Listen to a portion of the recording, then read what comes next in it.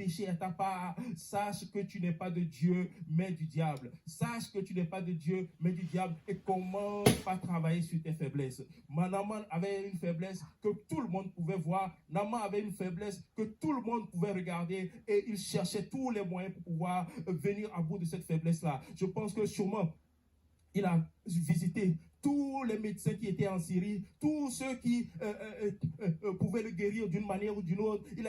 Leur a déjà rendu visite. Il a déjà donné beaucoup d'argent à tous ceux qui avaient comme médecins, comme docteurs à cette époque-là pour pouvoir avoir la guérison.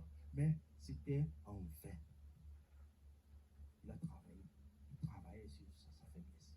Est-ce que toi, tu travailles sur tes faiblesses? Est-ce que tu travailles sur tes péchés? Est-ce que tu travailles sur tes faiblesses? Vous savez, nous avons des faiblesses que nous cachons, des péchés que nous cachons. Luc 8, verset 17 nous dit, car il n'y a rien de caché qui ne doit être découvert, rien de secret qui ne doit être mis à jour. Ce que tu caches, un jour, Dieu va le mettre à jour. Jusqu'à présent, Dieu te donne l'opportunité de pouvoir te repentir.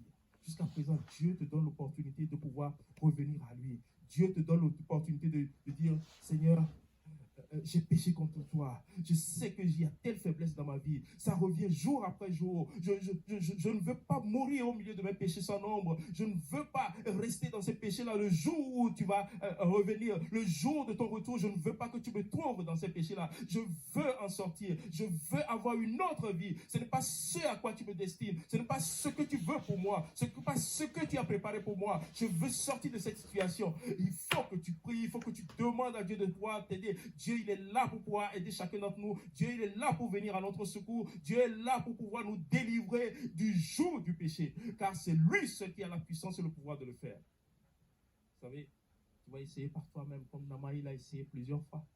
Il a essayé par lui-même de pouvoir trouver des médecins.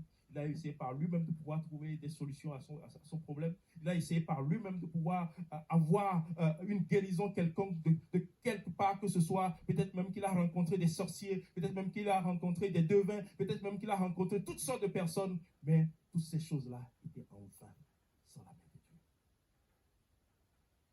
Proverbe 28, verset 13 nous dit, celui qui cache ses transgressions ne prospère point, mais celui qui les avoue et les délaisse obtient miséricorde. Si tu veux avoir la miséricorde, avoue tes péchés. Vous savez, il y a une chose d'extraordinaire que j'aime beaucoup avec le Seigneur. C'est que Dieu ne te demande pas de prendre le micro et puis d'aller à la radio de dire, j'ai fait telle chose, pardonnez-moi, j'ai fait telle chose, Dieu pardonne-moi. Il te dit, viens dans le silence, viens dans le secret, viens à moi. Demande-moi pardon, répands-toi de tout ton cœur. Je sais déjà que tu as péché. Je sais déjà que tu as fait telle ou telle chose. Je sais déjà que tu es dans telle situation. Je sais déjà tout ce que tu es en train de vivre. Mais viens à moi et répands-toi. Confie-les à moi. Demande-moi de t'aider. Et puis moi, je vais venir à ton secours. Et puis moi, je vais t'aider. Vous savez, des fois, tu demandes quelque chose à Dieu. Et puis, tu as l'impression que c'est juste une prière en l'air que tu as faite. Vous savez, la prière ne meurt jamais. Une prière que tu as faite, ça ne meurt jamais. Une prière que tu as faite, ça ne meurt jamais.